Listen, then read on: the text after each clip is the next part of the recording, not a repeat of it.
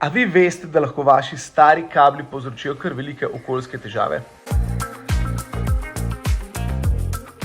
Taki kabli, kot je tale, ki ne deluje več, evo ga, to je v bistvu e-odpadek. Zelo pogosto jih spregledamo, tako da jim rečemo nevidni e-odpadki. Evo, pazite, postal je neviden, sploh ga ne vidite več. Tako da to so recimo polnilci, USB kabli, e-cigarete, e-igrače, vse to so nevidni e-odpadki. Ti predmeti drugače vsebujejo tudi take dragocene surovine, ki jih je mogoče tudi reciklirati, fajn je reciklirati, ampak pogosto te kabli in podobno končajo na odlagališčih ali pa v sežigalnicah, kamor ne sodijo. Tako da tudi te majhne e-naprave je treba ločeno oddati med odpadno elektroniko, ko več ne delujejo.